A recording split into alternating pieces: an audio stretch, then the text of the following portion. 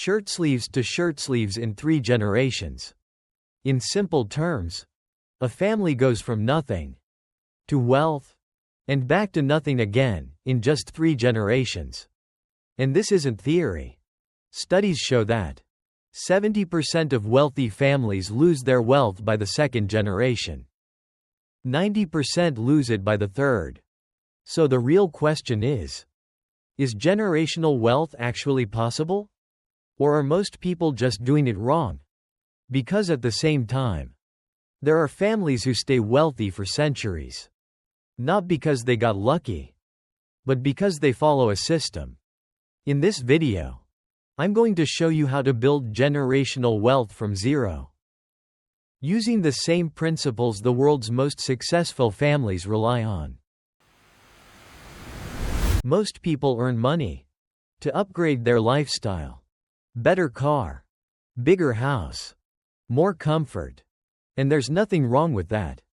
But here's the problem. If your money only serves your present, it will never build your future. People who build generational wealth think differently. They don't ask, "What can I afford?" They ask, "Will this decision make me wealthier in 20 or 50 years?" In the US, there's a concept called lifestyle inflation. As income rises, expenses rise just as fast. But self-made millionaires often do the opposite. They live below their means and invest the difference. 2 people can earn the same income, but after 20 years, their financial reality will look completely different. One builds an image, the other builds an asset base. Here's a truth most people ignore. Money doesn't create wealth. Knowledge does. There's a well-known pattern in the US. Many lottery winners end up broke within a few years. Why? Because they were given money without the ability to manage or multiply it. Now compare that to someone who understands investing, cash flow, opportunity recognition.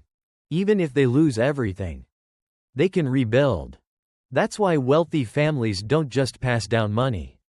They pass down financial literacy, decision-making frameworks, real-world experience. In some families, children are exposed early to business discussions, investment decisions, financial responsibility. Because the goal is not to give them wealth. The goal is to make them capable of creating it. Most people save money. Wealth builders create systems. Let's say someone has $100. One person keeps it in cash or in a low-yield account.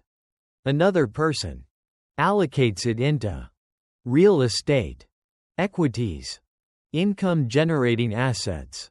Over time, the first person fights inflation. The second person builds momentum. In finance, there's a key concept: cash flow assets. These are assets that generate income consistently.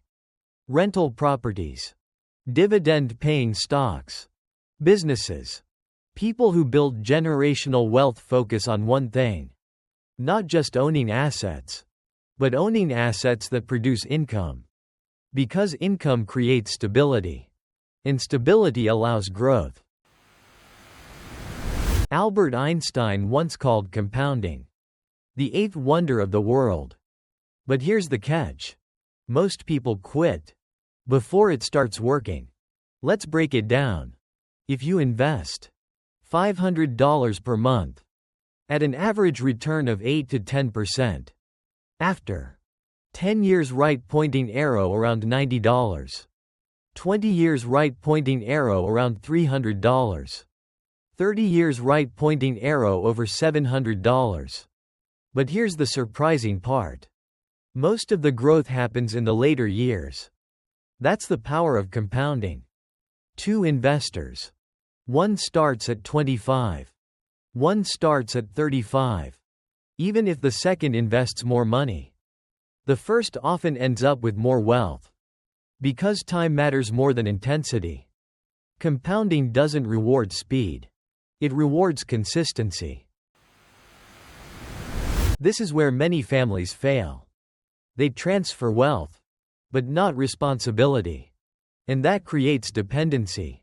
In many wealthy families, there is a strict rule: no entitlement. Money is not given freely. It is earned, managed, and proven. In some cases, children must build something on their own, or present structured plans before accessing capital. This creates discipline, accountability, long-term thinking, because wealth without effort rarely survives. But wealth built through responsibility can last for generations. Building generational wealth doesn't start with millions of dollars. It starts with a simple question: am I building a life? Or am I building a legacy? You can leave money, but money can disappear. You can leave assets, but assets can be mismanaged.